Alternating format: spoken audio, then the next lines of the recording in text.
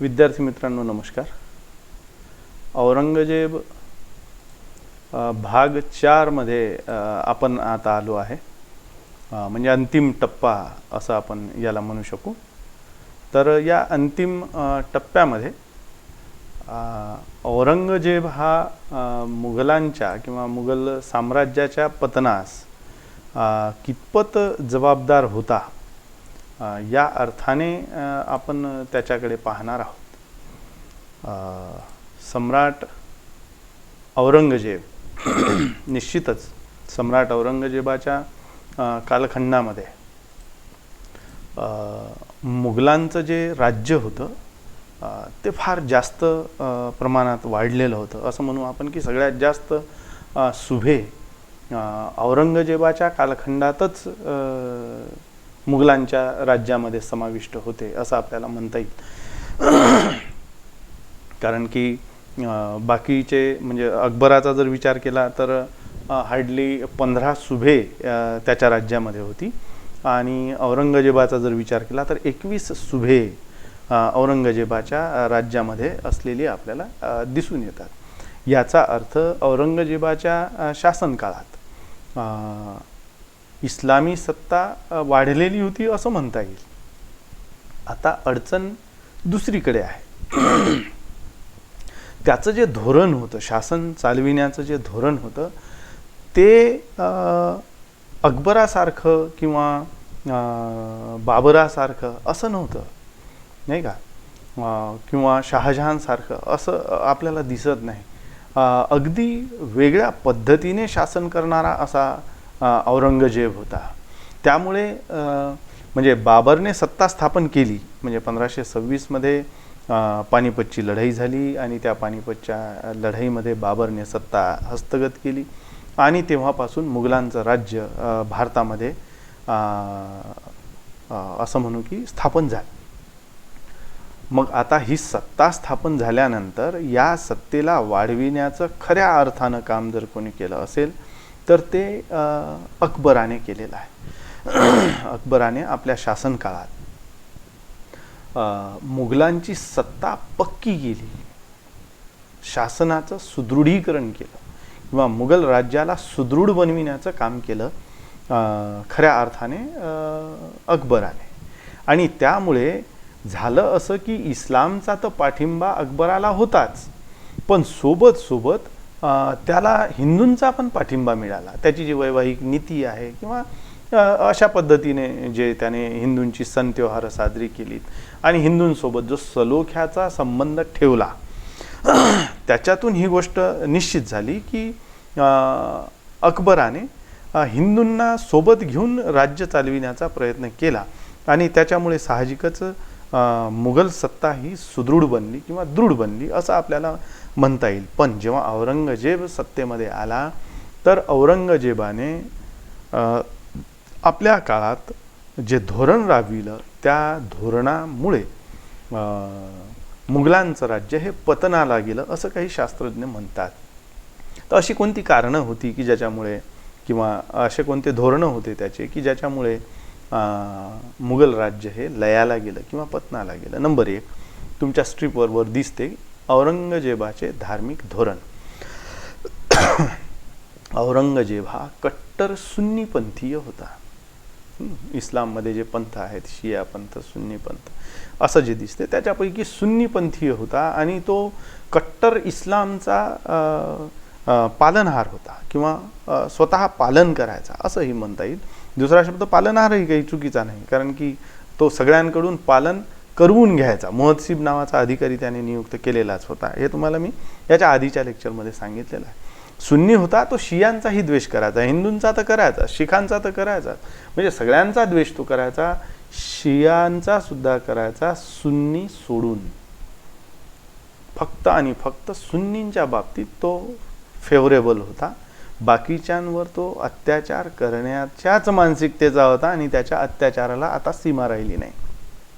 जबरदस्तीने धर्म परिवर्तन घडवून आणणे, त्या हिंदूंची मंदिरं पाडणे, शिखांचे सुद्धा गुरुद्वारा पाडणे अशा गोष्टी त्याने सुरू केल्या. सोबतच जिझिया पण लावला, तीर्थयात्रा कर पण लावला, सण त्योहारांवर कर लावला, असे वेगवेगळे कर त्याने लावलेले दिसून येतात आणि त्यामुळे हिंदूंच्या मनामध्ये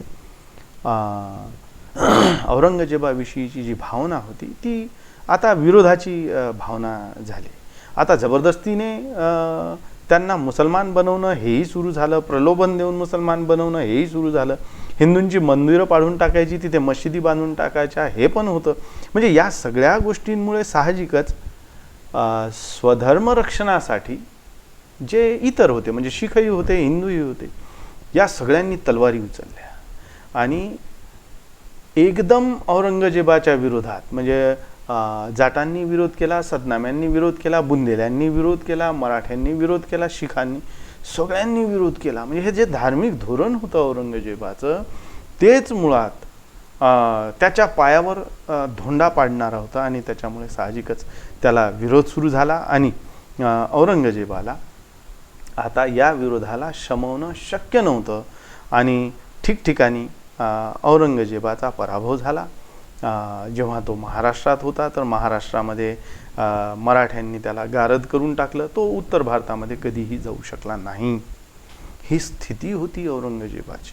जर त्याने असं कट्टर धार्मिक धोरण राबविलं नसतं तर कदाचित हिंदूंचा त्याने एवढा द्वेष केला नसता आणि विरोधही झाला नसता आणि त्यामुळे शासन टिकून राहिलंही असतं. पण मुघल राज्य विनाशासाठी हे सगळे संघर्ष आणि त्याचं धार्मिक धोरण हे कारणीभूत ठरलं. नंबर 1चा मुद्दा.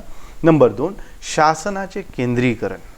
आता शासनाचं केंद्रीकरण हे सगळ्यांच्याच काळात होतं, पण विशेष करून औरंगजेबाच्या कालखंडामध्ये शासन हे एककेंद्रित झालेलं होतं. म्हणजे अकबराच्या काळातही सत्ता केंद्रितच होती, असं म्हणजे हे नाही की बा अकबराच्या काळात हे सगळं लिबरल होतं, असं नाही म्हणायचं आहे मला. पण औरंगजेबाच्या कालखंडामध्ये मात्र सुभेदारांना आता कोणतेही अधिकार नव्हते. हेच जर विचार तुम्ही अकबराच्या काळात केला तर त्यांना थोडेफार तिथल्या तिथे कामं करण्याचे स्वातंत्र्य त्यांना होते. याचाच अर्थ हा होतो की त्यांची कार्यक्षमता जी होती तिथे जास्त होती, म्हणजे अकबराच्या काळात जास्त होती. आणि हीच जेव्हा औरंगजेबाचा आपण विचार करतो तेव्हा सुभेदार असो, कोणता अधिकारी असतो, कोणीही असो, सत्ता ही औरंगजेबाच्या ताब्यात असल्यामुळे सगळ्या गोष्टी औरंगजेबाला विचारूनच करावं लागत होतं. कोणताही निर्णय कोणीही अधिकारी, कोणताही सुभेदार घेऊ शकत नव्हता. आणि औरंगजेबाचं जे साम्राज्य होतं ते अकबरापेक्षाही शक्तिशाली होतं, कारण की संचालन हे एका व्यक्तीच्या हातात होतं आणि एवढं मोठं राज्य चालवणं एका व्यक्तीला हे अशक्य होऊन बसतं. आणि त्यावेळेला औरंगजेब हा दुसऱ्यांना निर्णयाचे अधिकार देऊ इच्छित नव्हता आणि त्यामुळे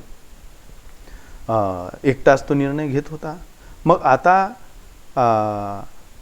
सुभेदार हे बेजबाबदारीने वागू लागले, कारण की अधिकारच नाही तर मग कशाला तेही त्यामध्ये रस घेणार आहे. ते बेजबाबदारपणे वागू लागले. त्यांनी पण आपल्या प्रजेवर अत्याचार सुरू केले. प्रांतामध्ये सुद्धा अनेक भानगडी सुरू झाल्या त्यांच्या. असं जे आपसात सुरू झालं त्याचा परिणाम विद्रोहात झाला. म्हणजे जणू काही औरंगजेबाच्या मरण्याची सगळे वाट पाहत होते. औरंगजेब मृत्यू पावल्यानंतर ज्या प्रांतीय सत्ता होत्या त्या एकदम उफाळून वर आल्या आणि त्यामुळे हळूहळू मुघल सत्ता ही ऱ्हासाकडे गेली. पण जबाबदार औरंगजेब ठरतो, कारण की औरंगजेबाच्या काळातच त्यांची मुस्कटदाबी करण्यात आली आणि त्यामुळे औरंगजेब याला जबाबदार ठरतो असं दिसून येतं. शासनाचं केंद्रीकरण हे एक कारण. तिसरं कारण त्याच्याच खाली दिसते, अयोग्य वारस. मुघल वंशामध्ये राजपुत्रांना राज्यकारभार कसं चालवायचं, सैन्य संचालन कसं करायचं याचं उत्कृष्ट असं प्रशिक्षण दिलं जातं. त्याच्यामुळे काय व्हायचं की येणारा जो सत्तादेश होता, जो राजपुत्र होता, तो चांगल्या पद्धतीने शासन चालवू शकत होता. आता औरंगजेब जेव्हा सत्तेमध्ये आला त्यापूर्वी त्याला म्हणजे लहानपणापासूनच घोडा फेकण्याचं प्रशिक्षण मिळालं, शासन कसं चालवायचं त्याचं प्रशिक्षण मिळालं, लष्कर कसं बाळगायचं त्याचं प्रशिक्षण मिळालं. म्हणजे राज्य करण्यासाठी ज्या ज्या गोष्टी लागतात त्या सगळ्या त्याला शिकविण्यात आलेल्या होत्या. त्यामुळे तो उत्कृष्टपणे राज्य चालवू शकला असं म्हणता येईल. आणि तो जोपर्यंत होता तोपर्यंत सगळ्यांना त्याने दाबून ठेवलं. हे चांगल्या शासकाचं लक्षण होतं. तर त्याने ते सगळं दाबून ठेवलं. त्याला प्रशिक्षण मिळालं होतं म्हणून. पण अडचण इथे होती की औरंगजेबाने आपल्या मुलांना असं प्रशिक्षण दिलं नाही, कारण त्याच्या मनामध्ये शंका होती.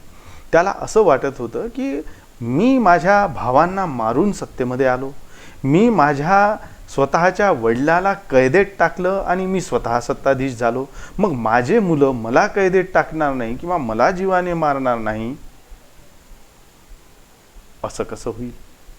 त्यामुळे त्याने आपल्या मुलांमध्ये हे गुण वृद्धिंगत होऊच दिले नाही आणि त्यांना अशा पद्धतीचं प्रशिक्षण दिलंच नाही. आणि म्हणूनच पुढील काळात म्हणजे त्याच्या मृत्यूनंतर, औरंगजेबाच्या मृत्यूनंतर बहादूर शाह जेव्हा सम्राट बनला, त्याच्याविषयी जे विद्वानांचं मत आहे ते फार दुसऱ्याला आश्चर्यचकित करणारं आहे. काय आहे त्यांचं मत?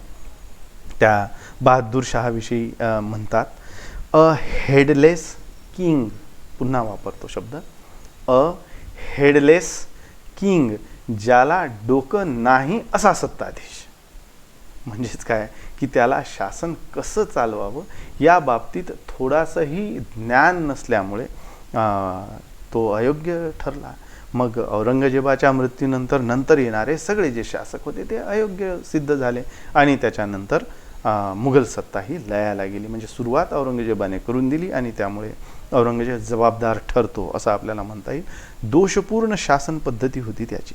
औरंगजेब उत्तम प्रशासक होता यात शंका नाही, पण संशयी होता. त्याला संशय असायचा. जसं की मिर्झा राजे जयसिंहाला पाठवलं त्याच्यावरही संशय, दिलेर खानला पाठवलं त्याच्यावरही संशय, स्वतःच्या मुलाला पाठवलं त्याच्यावरही संशय, म्हणजे आझमवरही संशय, मुअज्जमवरही संशय, सगळ्यांवरच संशय. त्याचा स्वतःला सोडून कोणावरही विश्वास नव्हता असा औरंगजेब होता. आणि त्यामुळे औरंगजेब स्वतःचे जे लहान लहान कामं होते ना तेही तो स्वतःच करायचा. आणि त्यामुळे शासनातील असे कित्येक जे कामं होते ना त्याच्यासाठी अधिकाऱ्यांना सम्राटाची परवानगी घ्यावीच लागत होती. नाली बांधायची आहे, घे सम्राटाची परवानगी. रोड बांधायचा आहे, घे सम्राटाची परवानगी. एखाद्या गावाला पूल बांधायचा आहे, सम्राटाची परवानगी. म्हणजे कित्येक कामं सम्राटाला वेळ नाही म्हणून असेच खितपत पडत राहायचे. म्हणजेच काय की विकास खुंटला, थांबला. शासनामध्ये किंवा राज्यामध्ये जो विकास व्हायला पाहिजे होता तो या दोषपूर्ण शासन पद्धतीमुळे आदेशाची वाट पाहावी लागत होती. आणि त्यामुळे दोषपूर्ण शासन असल्यामुळे साहजिकच ते कामं खोळंबलेले होते. अशी दोषपूर्ण शासन पद्धती, अडथळा निर्माण करणारी शासन पद्धती औरंगजेबाची होती आणि त्यामुळे राज्याचा विकास होऊ शकला नाही. हे एक कारण. त्याच्यानंतरचा मुद्दा आहे राजपूत विरोधी धोरण. आता राजपुतांनी म्हणजे अकबरापासूनच राजपुतांनी मुघलांना मोठ्या प्रमाणावर मदत केलेली आहे. म्हणजे स्वतःचं रक्त सांडवून जे राज्य वाढविण्याचं काम केलं आहे ते केवळ आणि केवळ राजपुतांनी केलेलं आहे. रक्त स्वतःचं सांडवलं, राज्य मात्र अकबराचं वाढवलं. रक्त स्वतःचं सांडवलं, राज्य मात्र मुघलांचं वाढवलं. ही गोष्ट नमूद करण्यासारखी आहे की ते प्राणपणाने लढले, स्वतःचं रक्त सांडवलं, स्वतःचे माणसं त्याच्यामध्ये मारल्या गेलीत, त्यांची सैन्य शक्ती क्षीण झाली. हे सगळं त्यांनी केलं. पण त्याचा परिणाम काय याच्याकडे जर लक्ष दिलं आपण तर औरंगजेब जेव्हा सत्तेमध्ये आला तो राजपुतांच्या विरोधी धोरणाचा होता. त्याने राजपुताला विरोध केला. मग राजपुतांना विरोध केला, त्यांना इस्लाम बनविण्यासाठी त्याने प्रयत्न केले, त्यांच्या कुटुंबासोबत विश्वासघात केला. अजित सिंह जेव्हा म्हणजे जसवंत सिंहाचा मृत्यू झाला आणि अजित सिंहाला सत्ता घ्यायची होती हाती, तर त्याला इस्लाम बनण्याचं आमिष त्याने दाखवलं.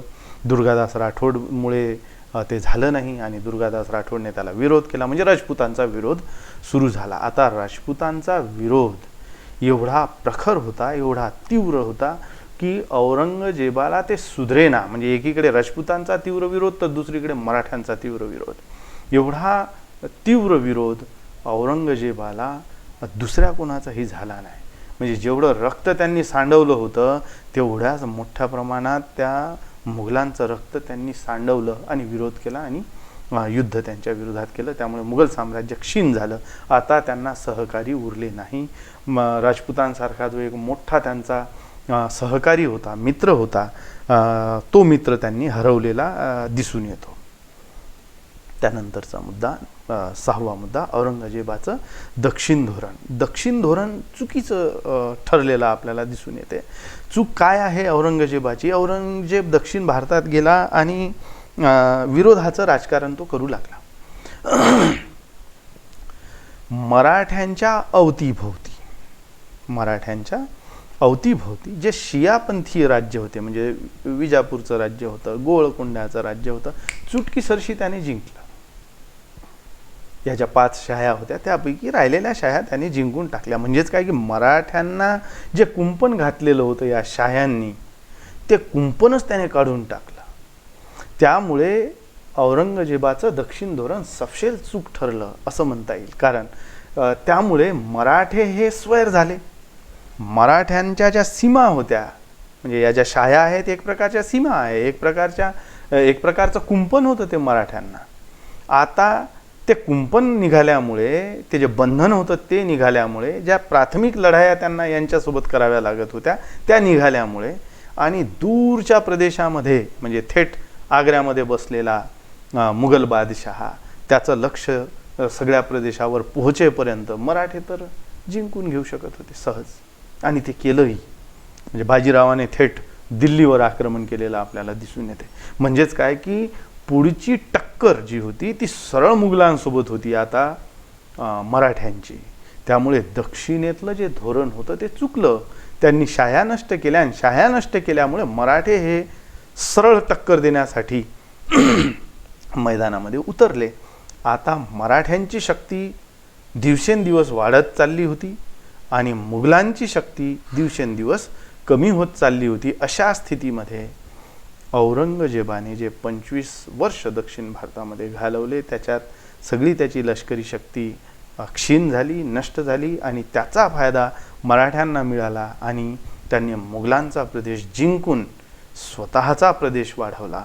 अशा पद्धतीचं औरंगजेबाचं दक्षिण धोरण चुकलं आणि त्या जागेवर मराठ्यांनी मात्र आपलं राज्य स्थापन केलेलं दिसून येते. नंबर 7चा मुद्दा, शेवटचा मुद्दा दिसतो, सांस्कृतिक पतन. औरंगजेब हा कट्टर सुन्नी पंथीय होता आणि त्यामुळे कुराणाला तो मानतो. आता कुराणानुसार ललित कला जे आहे त्या पोषक नाही आहे, धर्मविरोधी आहे असं मानल्या जातं, आणि त्यामुळे औरंगजेबाच्या कारकिर्दीत त्याने चित्रकलेला कधीही जवळ येऊ दिलं नाही, फटकू दिलं नाही. संगीत कलेला जवळच येऊ दिलेलं दिसून येत नाही. पण सोबतच जिथे जिथे या चित्रकला होत्या त्याही त्याने मिटवलेल्या दिसतात. जसं त्याने गोळकोंड्यावर आक्रमण केलं तर तिथे असलेले जे छायाचित्र होते, चांगले चांगले छायाचित्र होते, ते सगळे त्याने पुसून काढले, नष्ट केले. सोबतच जिथे जिथे हिंदू मंदिरं त्याने पाडली तिथे ज्या कला चितारलेल्या होत्या त्या सगळ्या नष्ट केलेल्या दिसून येतात. मूर्ती नष्ट, म्हणजे सगळ्या कलांच्याच विरोधात तो होता एक प्रकारचा. याचाच अर्थ तो सांस्कृतिक पतनाकडे चाललेला होता असं आपल्याला म्हणावं लागेल. कारण की राजे रजवाडे हे जर संस्कृतीचं जतन करणार नाही तर मग कोण करेल, नाही का? तर हे जे सांस्कृतिक